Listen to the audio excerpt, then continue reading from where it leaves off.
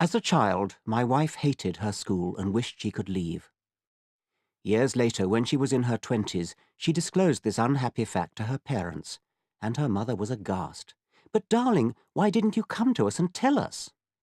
Lala's reply is my text for today. But I didn't know I could. I didn't know I could. I suspect, well, I'm sure, that there are lots of people out there who have been brought up in some religion or other, are unhappy in it, don't believe it, or are worried about the evils that are done in its name. People who feel vague yearnings to leave their parents' religion and wish they could, but just don't realize that leaving is an option. If you are one of them, this book is for you. It is intended to raise consciousness to the fact that to be an atheist is a realistic aspiration, and a brave and splendid one.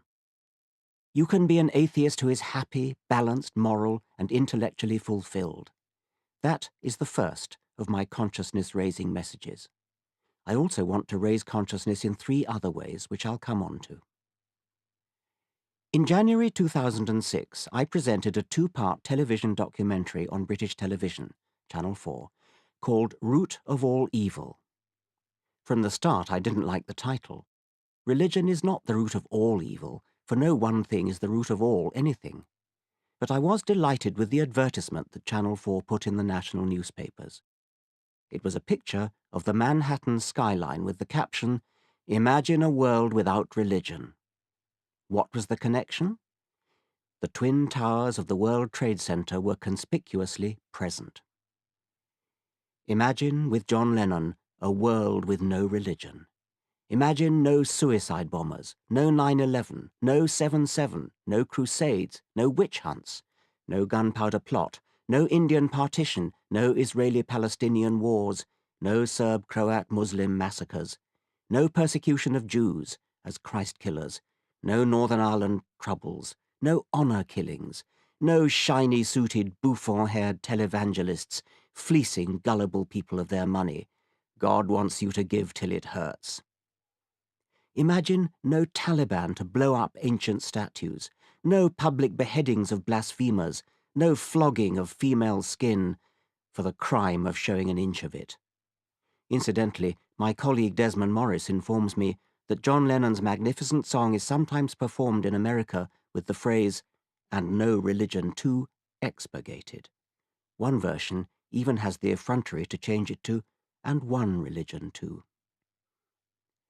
Perhaps you feel that agnosticism is a reasonable position, but that atheism is just as dogmatic as religious belief.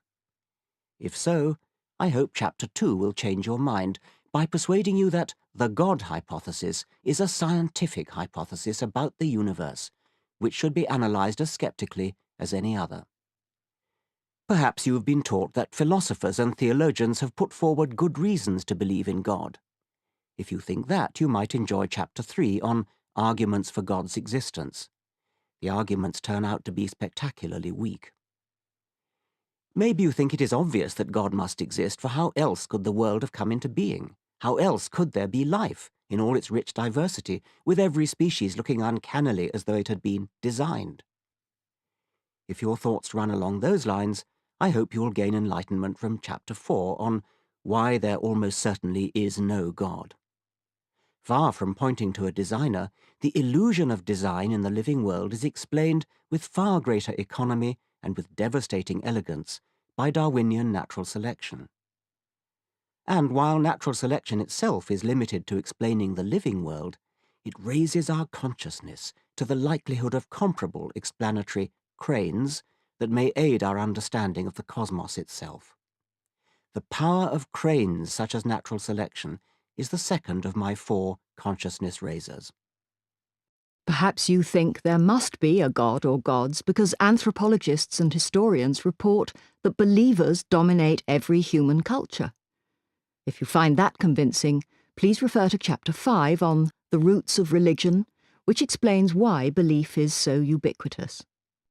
Or do you think that religious belief is necessary in order for us to have justifiable morals?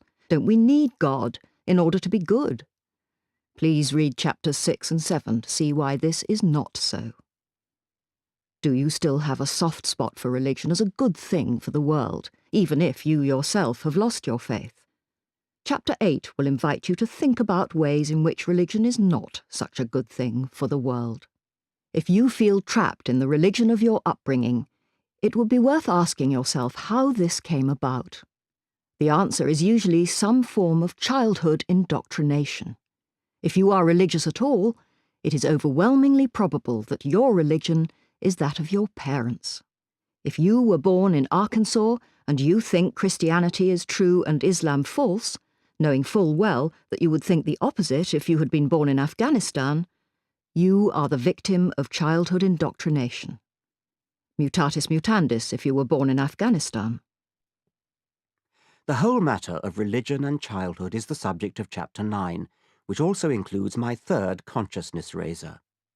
Just as feminists wince when they hear he rather than he or she, or man rather than human, I want everybody to flinch whenever they hear a phrase such as Catholic child or Muslim child.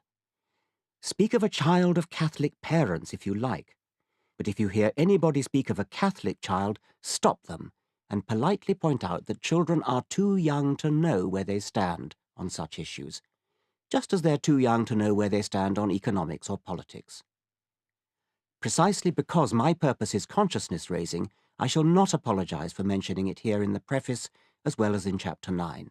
You can't say it too often. I'll say it again. That is not a Muslim child, but a child of Muslim parents. That child is too young to know whether it is a Muslim or not. There is no such thing as a Muslim child. There is no such thing as a Christian child. Chapters